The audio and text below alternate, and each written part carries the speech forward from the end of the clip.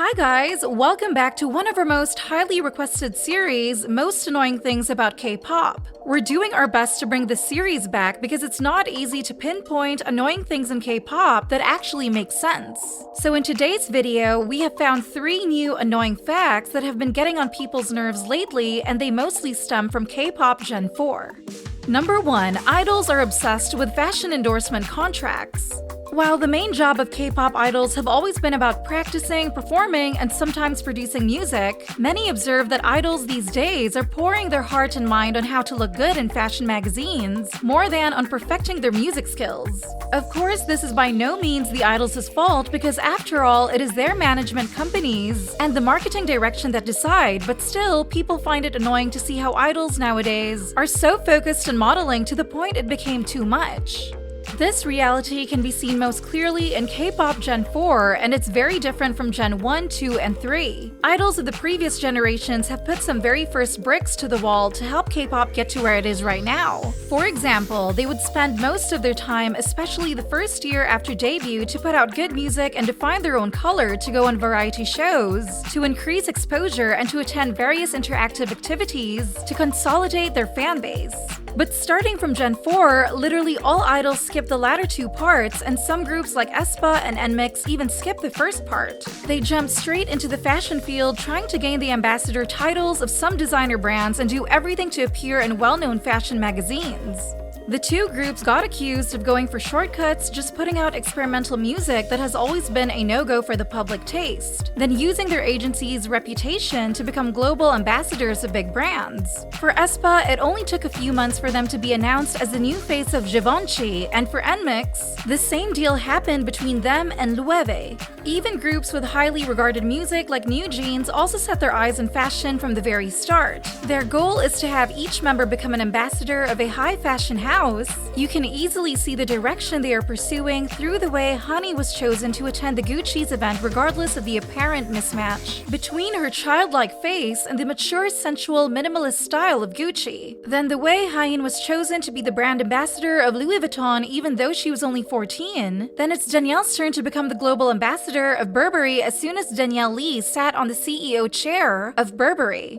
While it's true that this strategy would benefit these young idols a lot as it helps them garner coverage and income way faster than the original methods, and also helps them sustain the heat longer in the future like the way Blackpink is doing, maintaining their relevance despite the historically long hiatus, most people still find it annoying because this strategy is being obviously abused, creating an impression that new generation idols are manufactured mannequins whose full-time job is modeling and just happen to sing and dance once in a while. Besides, if companies think it's wise to follow Blackpink's footstep, they need to think again because in the past 2 years, many Blinks have left the fandom since they couldn't stand seeing their idols partying all day and night at fashion events, appearing enthusiastically at worldwide fashion campaigns just to end up looking like zombies on stages, release worsened music, and didn't even bother to promote domestically. Number 2. Idols' debut age keeps getting younger. Back in the day, idols would only debut after the age of 16, and for the most part, 17 to 18 is the favorable range. Even SM Entertainment, the agency famous for never failing at debuting girl groups, only let Yeri debut once she passed 16 because having idols under 16 debuting was an extremely inappropriate thing in K-pop back then.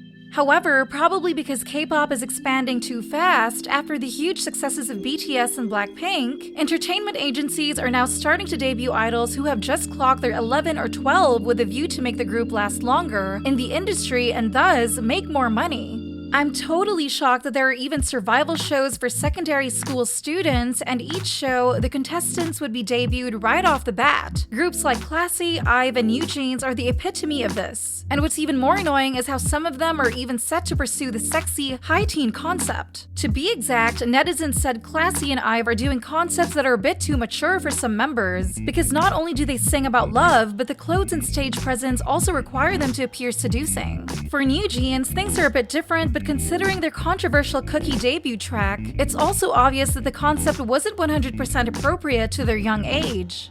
Moreover, many K-pop fans expressed that they wouldn't want to stan a group full of kids. Older age means more experienced, and people tend to idolize those who are more experienced than themselves. Back in Gen 2 and 3, the vast majority of fans were younger than their idols, but things seem to be changing now as K-pop idols' age keeps getting younger, and that's annoying. Talking outside of the music realm, the extremely young idols also tick people off when being chosen to represent certain brands. Because when combining their childlike face to well-known developed labels, people only feel an awkward, try-hard vibe rather than an authentic matching dynamic between the two parties. Number 3. People decide to stan groups who haven't even debuted. Tell me, how did you become a Blink, an ARMY, or a K-pop fan in general? Was it because you found Lisa's dance skills so good, Jisoo so pretty, or Jungkook's voice so mesmerizing? Yeah, that's basically how people made the decision to stan an idol or a group back in Gen 2 and Gen 3. However, from the new generation, I'm starting to see netizens discussing whether they should stan this particular idol or not. Will it be worth joining this group's fandom, or should they consider the other groups? Many even make the decision to stan K-pop rookies who haven't even debuted yet. Take the case of Baby Monster, for example. Being officially introduced on January 1st, this girl group has yet to have any activities. The only impression they left so far is just a group of pretty young girls who appear to be good at dancing, singing, and happen to come from YG Entertainment. Yet, under the comment section, many viewers left super flattering compliments for Baby Monster, saying the group will for sure conquer K-pop Gen 4 and announce that they are going to stan the girls.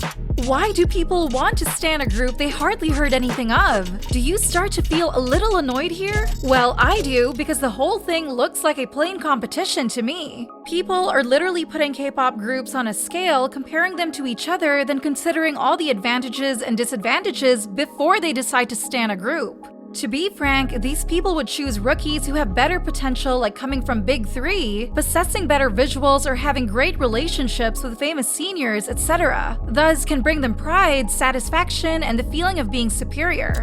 On the contrary, rookies who seemingly have less potential will not be able to attract stans, because who would want to be a fan of a loser group? For me, the decision to stan someone should be ignited deep down from your heart, based on your own taste in music and beauty. It shouldn't be a competition of who's standing better groups, because that's not what real K-pop is about. Let the idols have time to prove they're truly worthy of your support. So, which of the above facts annoyed you the most? Why do you think these annoying things are still relevant in the scene, where K-pop fans are taking more pride in building a healthier and more supporting environment for idols? Comment down below to share your thoughts with us. Also, remember to like, share, and subscribe to BeBoss TV for more interesting K-pop content. Thank you for watching!